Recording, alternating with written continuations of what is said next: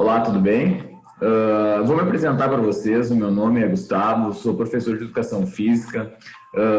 Falar brevemente aí um pouquinho da minha formação, um pouquinho da minha história, para vocês me conhecerem um pouquinho antes da gente começar a falar do conteúdo técnico propriamente dito, né? Então, eu iniciei o curso de Educação Física na Universidade do Vale do Rio dos Sinos, ali no Unicinos, né, no ano de 2001, com 17 anos. E entrei no curso de licenciatura plena. O que é a licenciatura plena? Licenciatura plena é a capacitação que a gente tem para trabalhar tanto na área escolar quanto na área não escolar. Esse currículo, eu acho que ele se extinguiu há uns 10 anos, eu acho, imagino que seja isso. Então, eu me formei no ano de 2005, com 22 anos eu me formei, e tinha capacitação para trabalhar tanto na área escolar quanto na área não escolar. Um ano dando aula no colégio, eu fui para a URGS fazer pós-graduação em cinesiologia e iniciei um processo de mestrado e cortei no caminho por um propósito. O nome desse propósito é a OX, né? É a academia, onde eu sou sócio fundador, né? No ano de 2008 a gente abriu a OX e para implementar o nosso trabalho, a nossa filosofia, o nosso entendimento sobre a importância e sobre a adequação da educação física na vida das pessoas, né? Como uma grande ferramenta de saúde, uma ferramenta de socialização, de inclusão, toda essa questão que a educação física nos proporciona para a gente ser profissional, para a gente ter uma conduta bacana perante a nós mesmos e a sociedade. Então é o seguinte, me apresentando um pouquinho, falando um pouquinho sobre o nosso ideal, sobre como a gente pensa e tal, eu queria falar para vocês, começar na questão técnica, deixando uma coisa bem clara. O que eu quero deixar claro a partir de agora, nesses vídeos, no treinamento que a gente vai ter, como a OX organiza o conteúdo, como a OX pensa o exercício físico, como a gente usa essa poderosa ferramenta como um instrumento de crescimento pessoal, individual e coletivo. Pois bem, então deixando claro que todo o conteúdo, toda a questão técnica falada com vocês agora é uma interpretação da literatura da OX, uma interpretação do Gustavo, uma interpretação do Matias, a interpretação dos profissionais que ali estão. Então, a gente, com a leitura, com o estudo da literatura, né, a gente interpretou ela para ter uma conduta própria, uma conduta de entendimento e de aplicação do exercício físico dentro da OX Academia. O que eu quero dizer com isso? Eu quero dizer com isso que, por vezes, eu vou falar alguns assuntos, vou dar umas pinceladas em algumas ideias e vocês podem me dizer, Gustavo, mas o professor falou isso. Gustavo, mas está diferente aqui.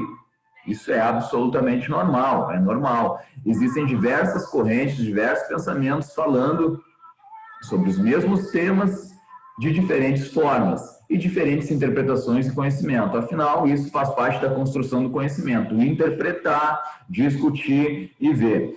Então, o que acontece? A gente vai ter um espaço na OX em que a gente vai poder fazer esse tipo de discussão, mas a ideia central vai ser passada através dessas aulas, de forma da conduta, de como a gente age, quais são os nossos procedimentos e o nosso entendimento. Mas a construção do conhecimento, ela é contínua, ela não para. Então, essa ferramenta, que é o conhecimento, ele pode ser transformado, ele pode ser modelado, enfim. O que a gente vai falar hoje, então? A gente vai começar se referindo ao entendimento do aluno, que é o nosso propósito, né? O aluno, sem o aluno, não existe o nosso trabalho. Então, vamos começar a entender a organização de entrada, de chegada do aluno na academia.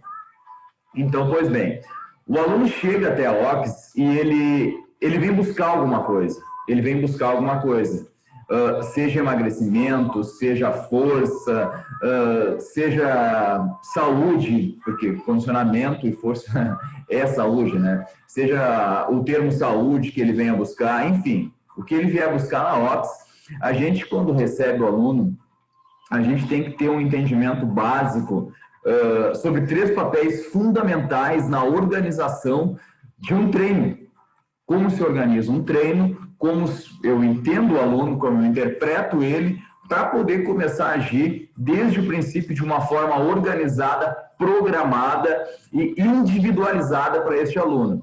Então, 3 aspectos fundamentais a gente tem que levar em consideração quando a gente recebe um aluno. E quando a gente já vê, eu tenho que montar um treino para esse cara.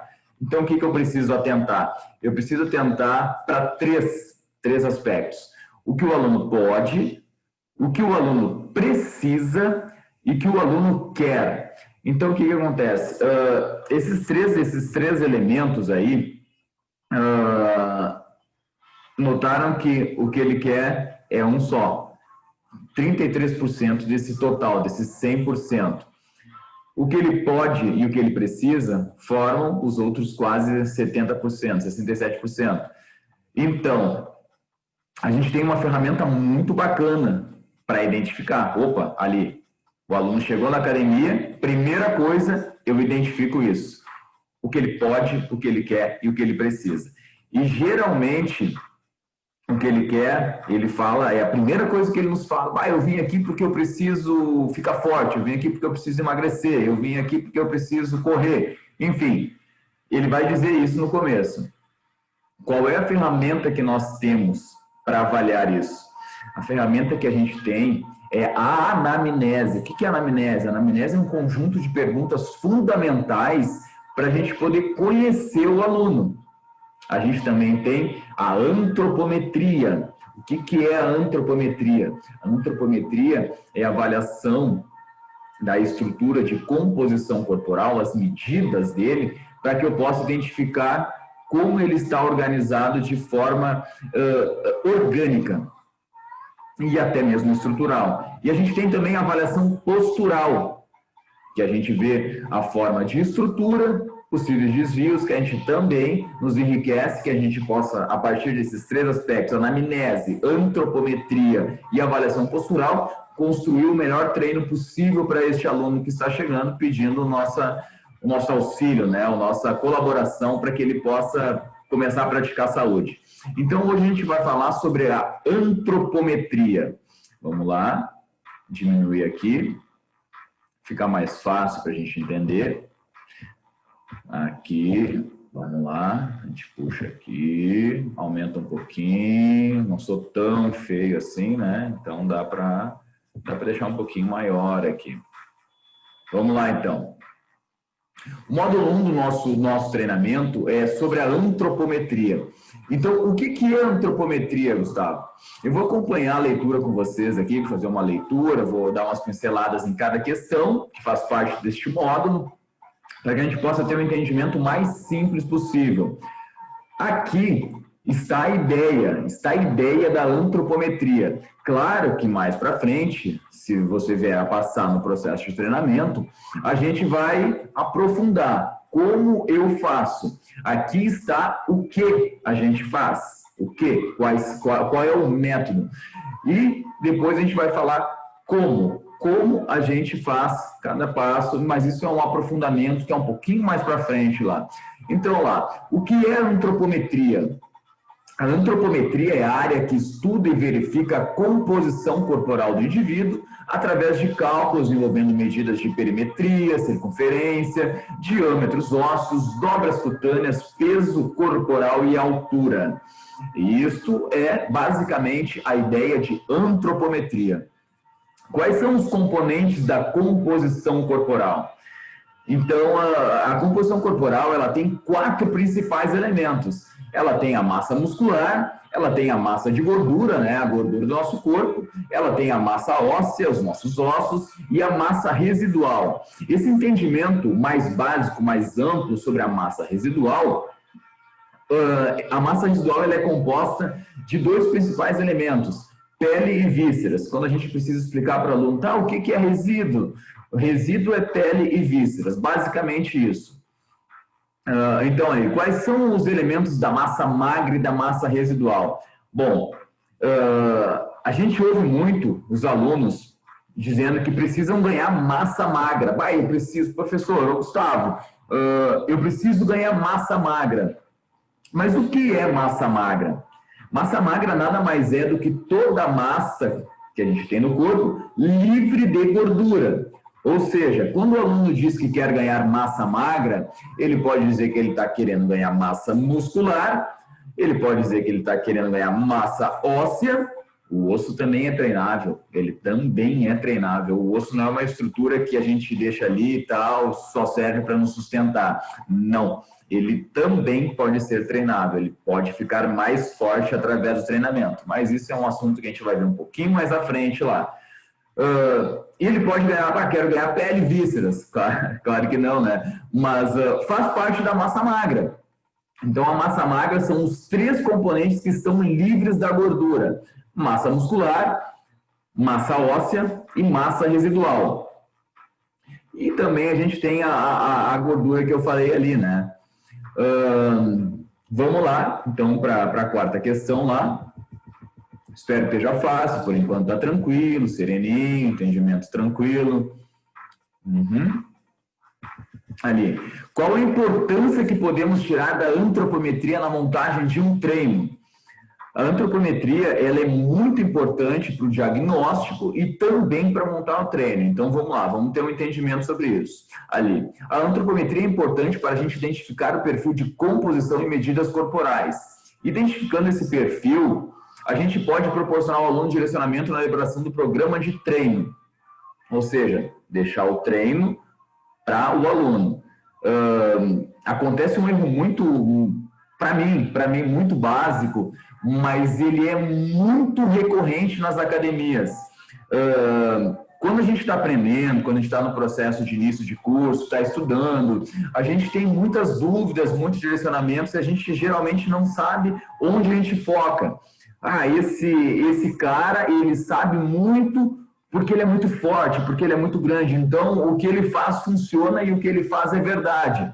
Muitas vezes não é verdade. Muitas vezes não é verdade. Ficar forte, para a gente ter um entendimento, ficar forte é muito mais fácil do que ler, estudar, interpretar e formar uma ideia. Então, quando um aluno chega na academia, a antropometria, um dos componentes da nossa primeira avaliação lá, ela nos auxilia a direcionar o treino para o aluno, a deixar o treino para ele, para a composição, para o histórico dele. Ou seja, tem um cara muito famoso aí no YouTube, né? Muitos alunos chegam na academia e fazem o treino do YouTube.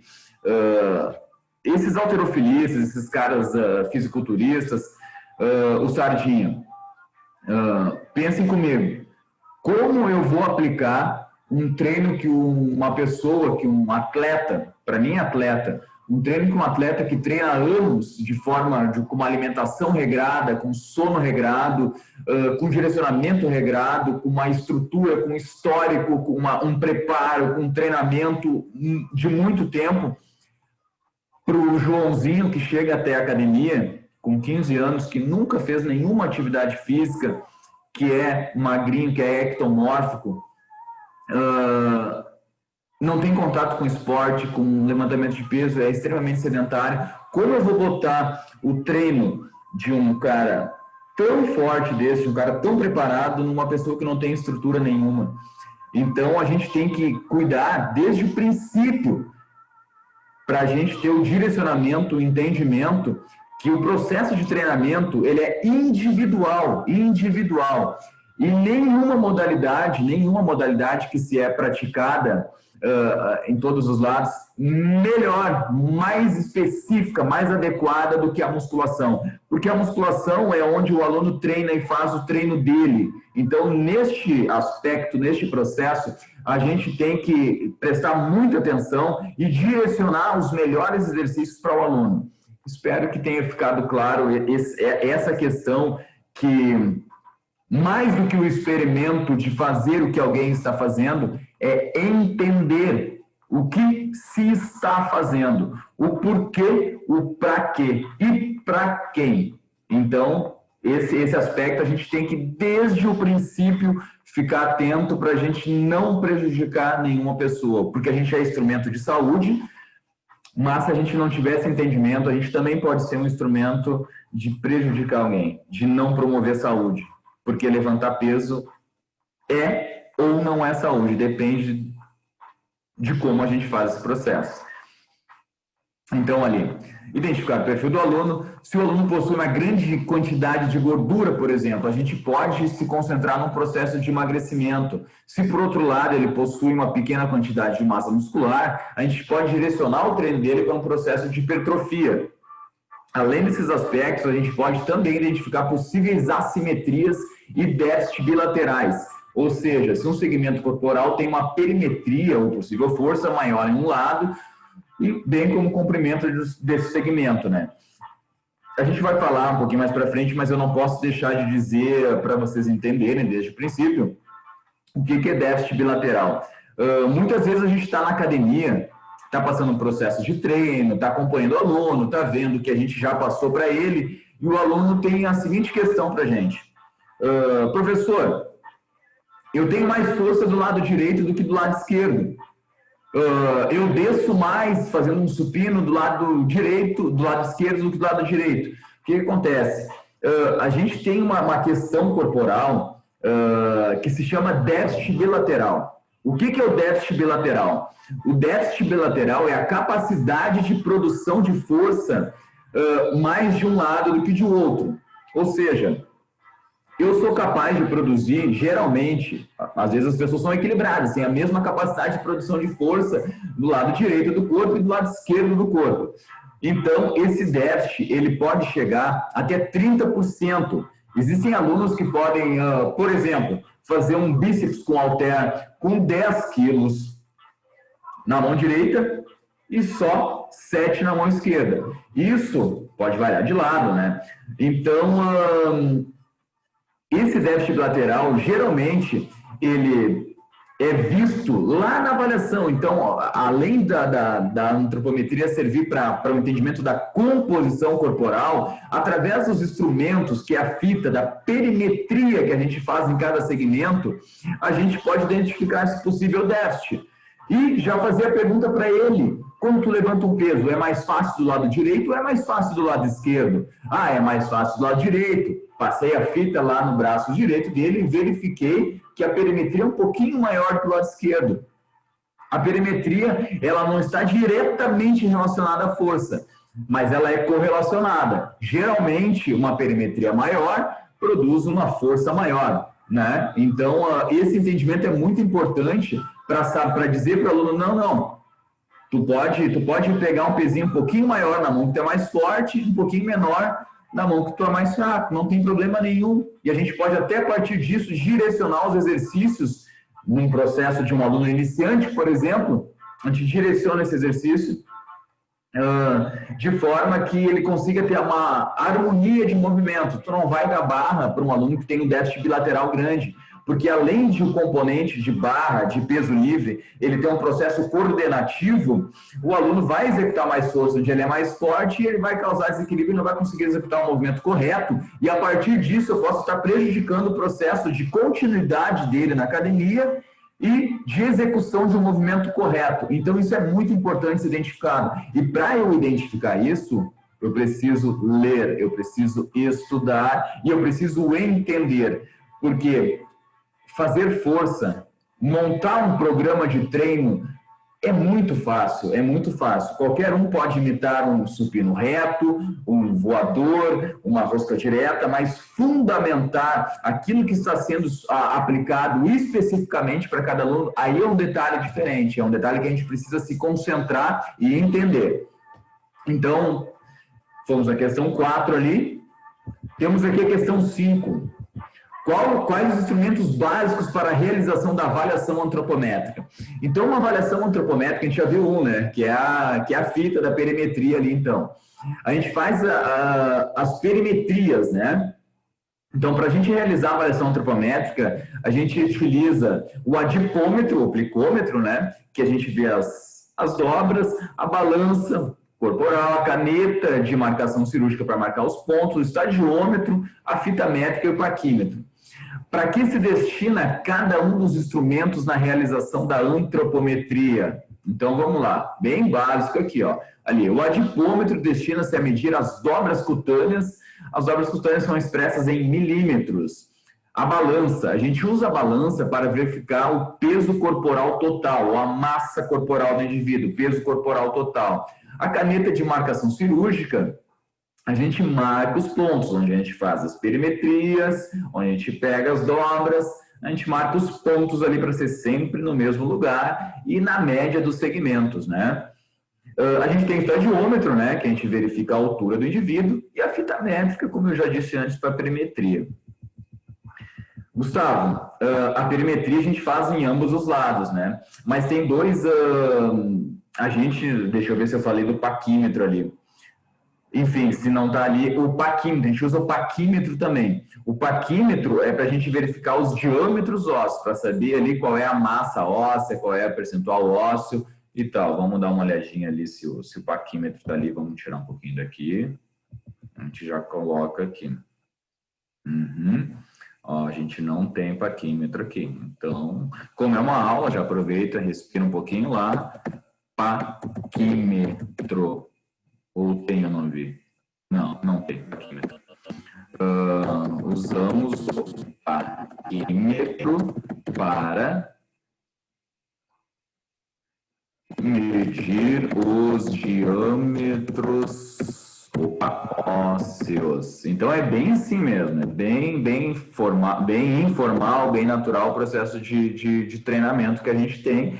O importante é que vocês entendam a mensagem e o que a gente quer falar com isso. Então tá, duas partes dessa medida, as dobras cutâneas e os diâmetros ósseos, eles são sempre verificados do lado direito do corpo do aluno, né? Então essa é a nossa questão 7 aí. A gente tem também alguns tipos de... Como a gente tem tipos de balança, a gente tem tipos de adipômetros, né? Então, os adipômetros mais utilizados são o clínico tradicional, o científico analógico e o científico digital. Sabendo o que é cada coisa aqui, vocês depois podem buscar na internet lá, ver a foto, ver como funciona e tal. O que a gente tem que ter aqui é sobre o direcionamento das ações que a gente tem, como eu já falei antes. Então, aqui... Vamos ali para a questão 9, vamos pulá-la aqui, não vou editar nada para a gente não perder muito tempo. Quais os protocolos de antropometria mais conhecidos? Aqui também. Gustavo, mas tem esse, tem aquele. A gente vai falar sobre os mais conhecidos e o que a gente usa na OX, tá? Então, a gente tem o protocolo de Guedes, né? Que o Guedes é um autor famoso sobre isso aí, para crianças e adolescentes entre 7 e 18 anos. De duas dobras cutâneas apenas, a tricipital e a subescapular. A gente tem o protocolo de Faulkner, com 4 dobras, a tricipital, a subescapular, a suprailíaca e a abdominal, e o protocolo de Hipóloco de 7 dobras, que é o que a gente usa e sempre usou na OX, né? A gente vê ali o tríceps, subescapular, peitoral, axilar média, suprailíaca, abdominal e coxa. Aqui, então, a questão 10 ali. O que a gente entende sobre massa corporal, peso e composição corporal, né?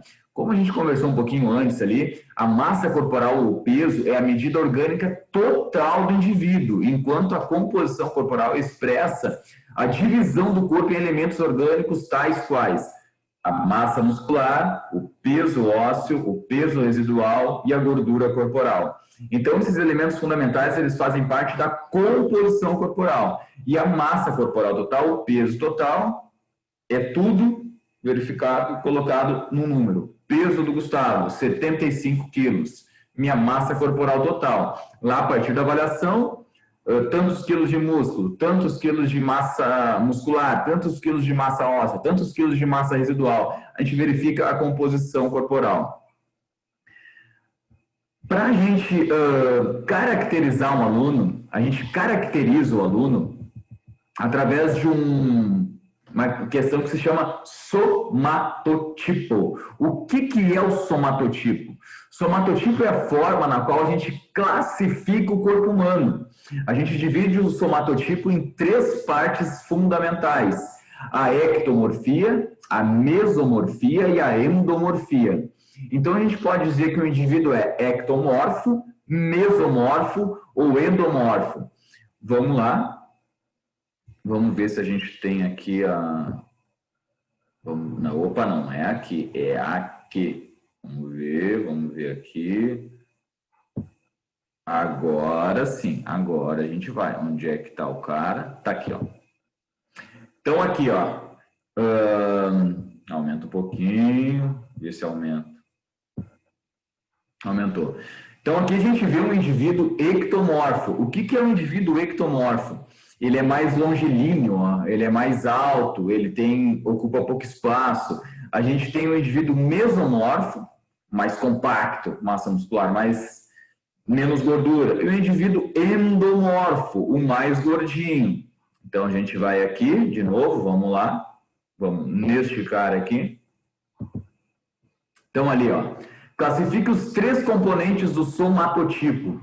Endomorfia. Os endomorfos, eles se caracterizam por baixo peso específico, razão pela qual eles flutuam facilmente na água. Sua massa é flácida e suas formas arredondadas.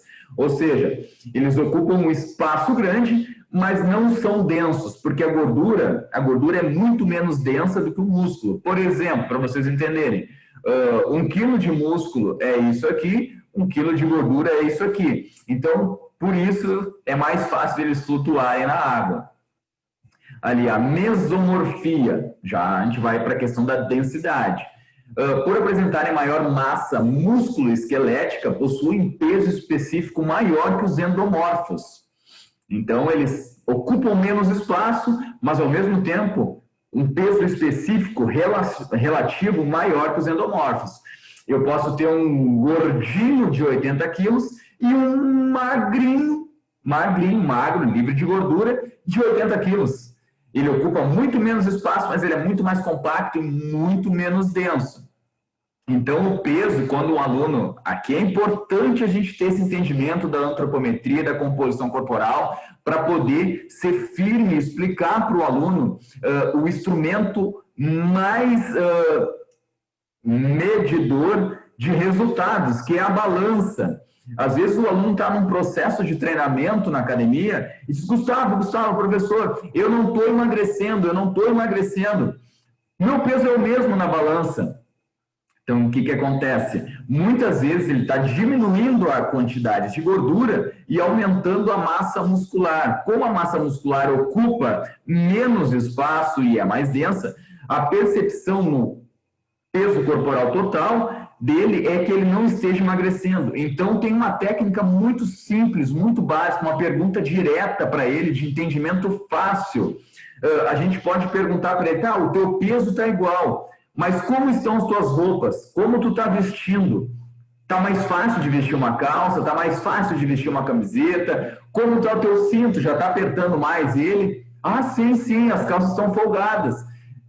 Explicou para ele que ele está ganhando massa muscular e está perdendo gordura. Ou seja, que ele está ficando mais magro, mesmo o peso corporal total dele ser praticamente o mesmo. Então, esse entendimento é básico. Chegamos no final, a gente entendeu um processo muito importante da compreensão da avaliação antropométrica.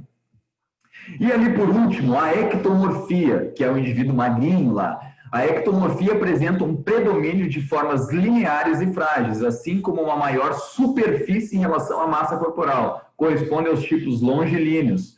Vamos ver de novo ali, só para reforçar, só para ilustrar. Está aqui, ó.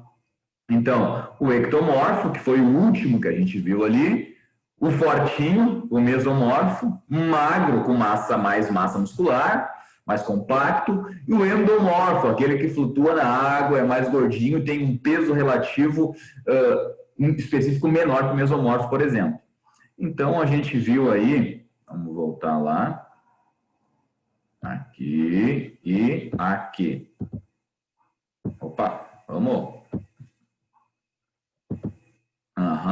Então, a gente viu aqui o módulo 1, o módulo da antropometria, que é de fundamental importância para que a gente possa ter os entendimentos básicos da construção de treino, da individualidade de treino e da explicação da reação estrutural e orgânica do aluno para que ele possa se sentir seguro, confiante e continue o processo de treinamento entendendo o que acontece no corpo dele. Porque a balança, ela é apenas um componente da composição corporal, de verificar a composição corporal. Mas ela sozinha não nos diz quase nada.